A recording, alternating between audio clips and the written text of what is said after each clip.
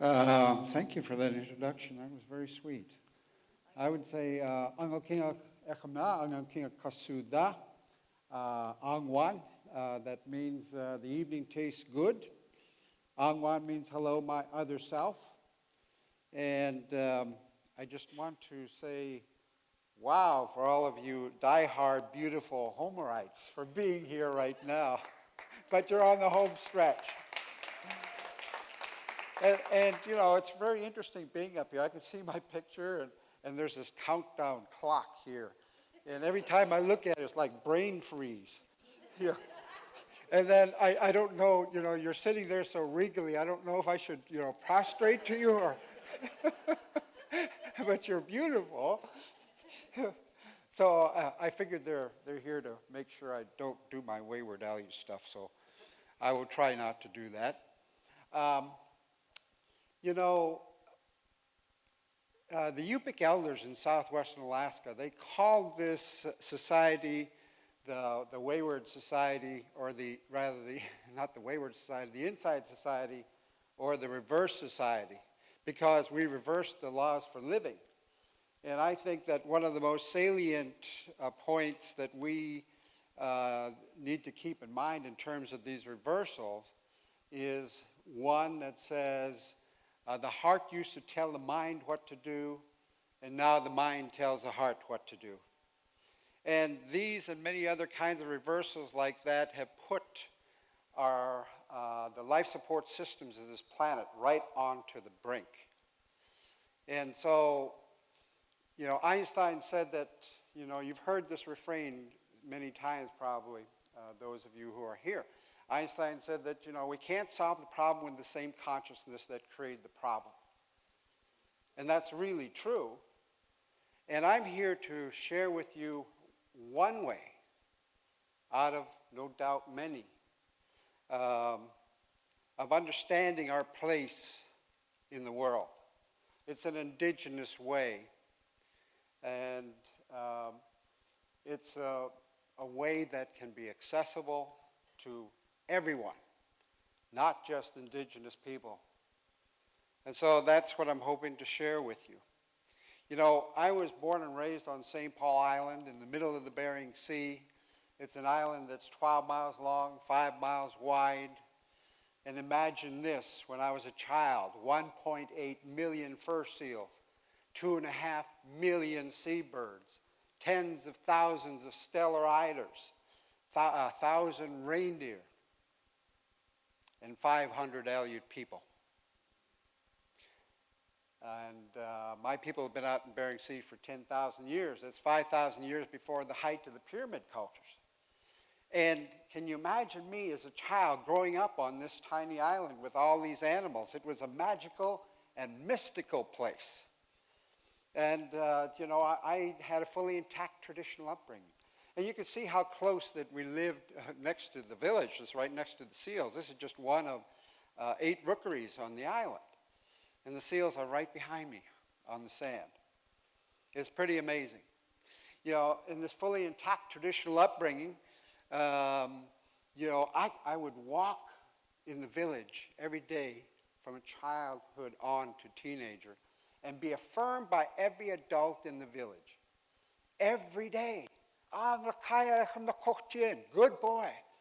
I was never ignored. I was always affirmed by every single adult every day.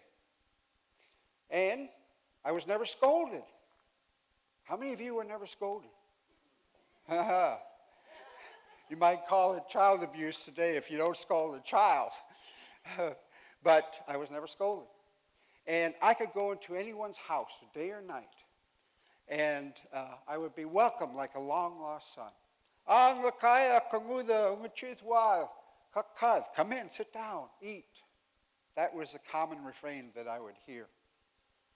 And then I had to spend equal time with the men, the women, the elders, and my peers. The men and women, or the men would take me out hunting and fishing with them. And the women would take me out berry picking with them, and then they would have me there while they're preparing our wild foods. The elders would take me out camping with them, and I would listen to their stories for hours. over years. And to get to know my grandfather and for my grandfather to get to know me, I had to be with him 24/7 for 2 years, beginning at age 4. Beautiful way. And I had a traditional mentor called an Acha. And, you know, he taught me about what it means to be Aleut, what it means to be a man, what it means to be in relationship to self and to others, the ethics and values of my people, and reverence for life. And yet, that in the entire time that he had me under his wing from age 5 to age 13, he may have said no more than 200 words to me. Imagine that. Some of the most profound learnings of my life, 200 words or less. Because words are considered superfluous and even limiting. You know, action and behaviors speak louder than words.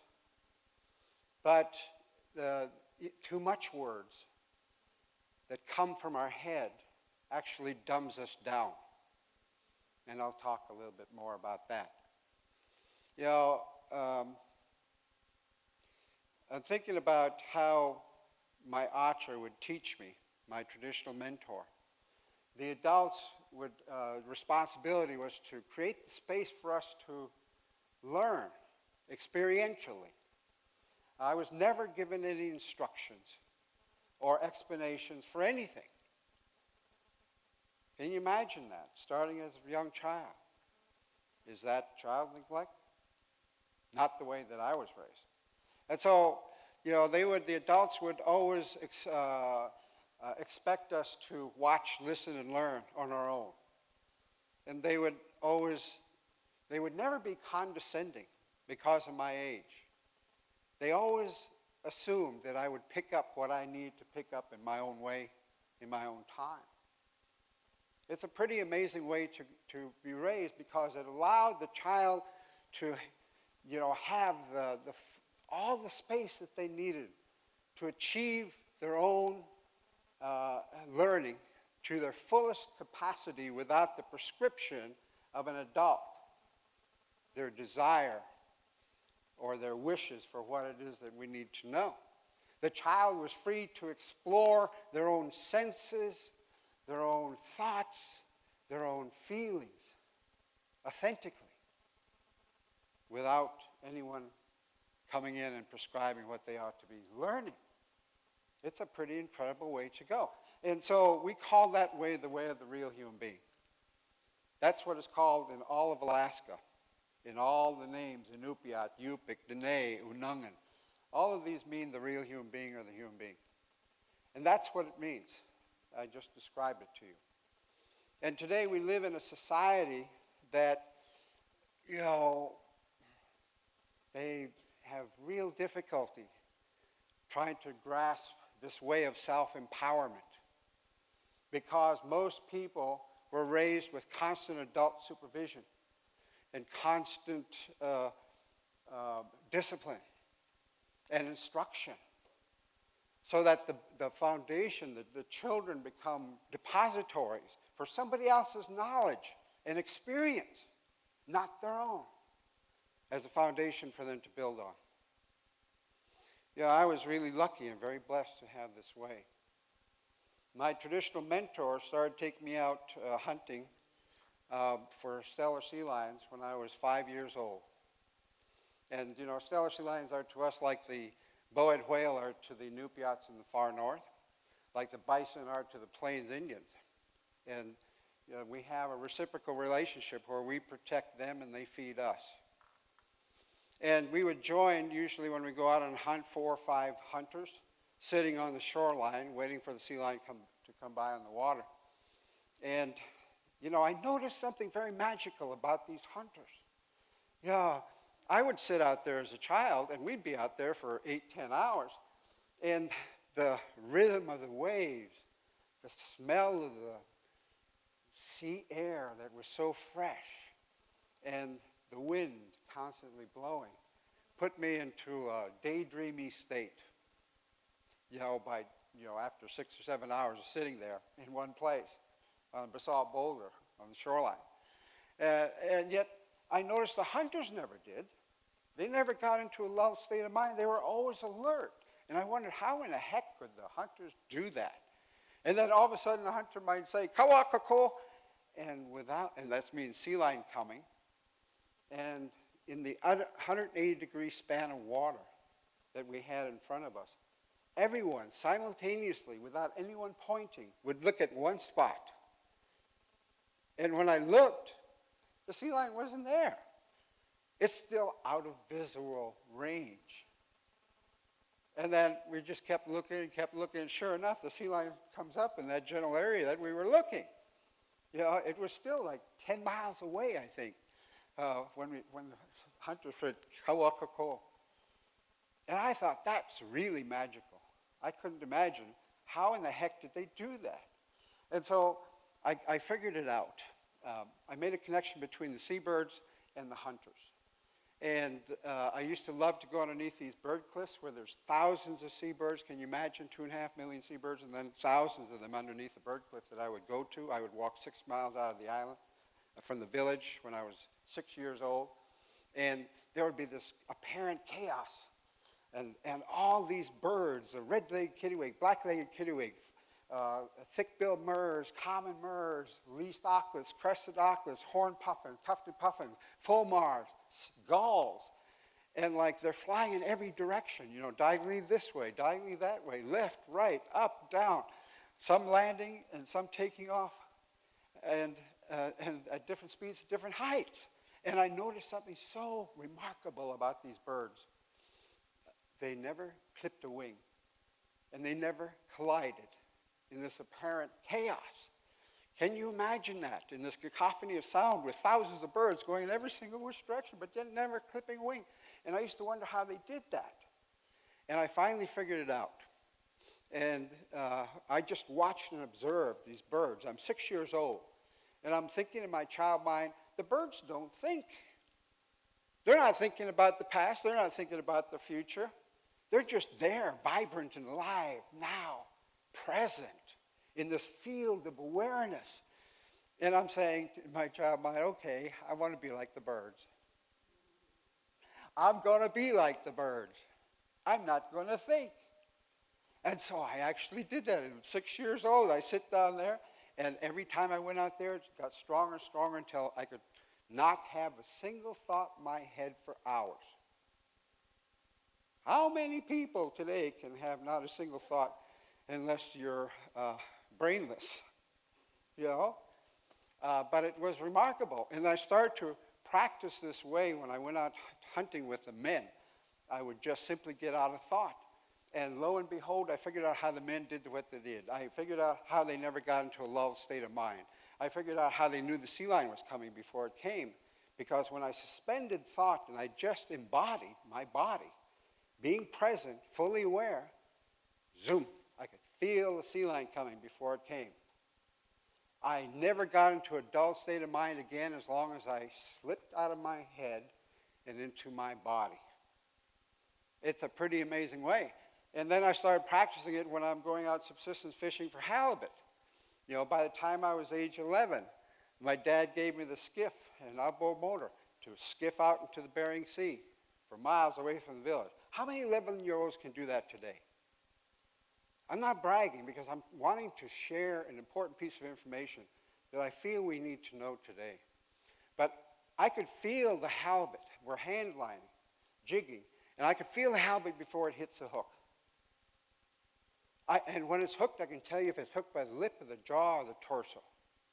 I can tell you generally if it's male or female. I can tell you what size it is. I can tell you how it's going to fight on the way up or not. Lots of pieces of information.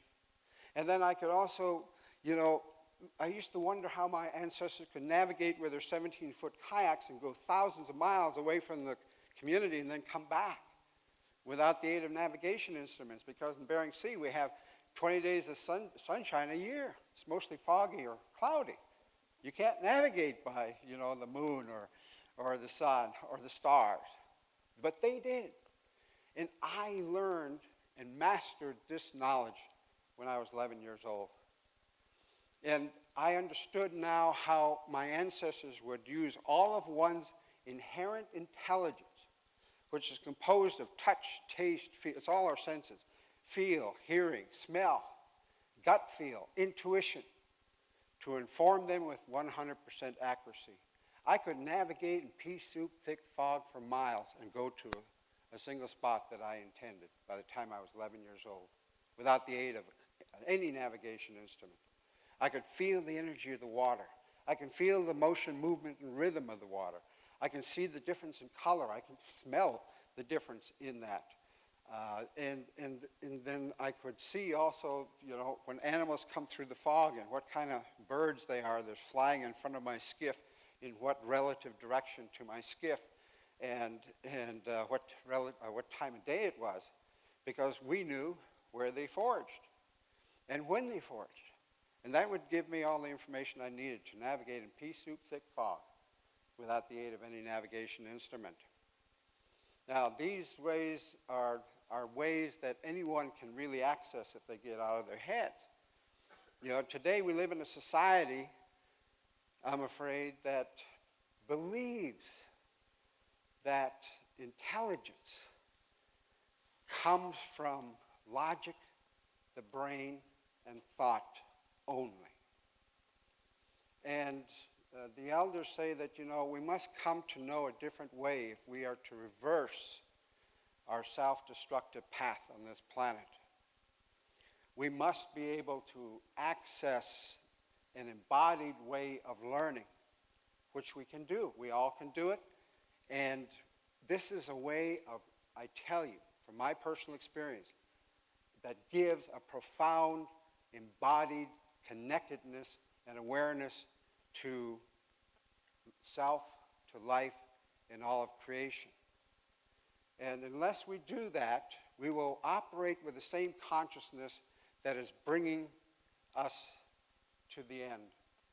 And I choose to be positive about that in meeting all the people who would listen to this message. So thank you very much.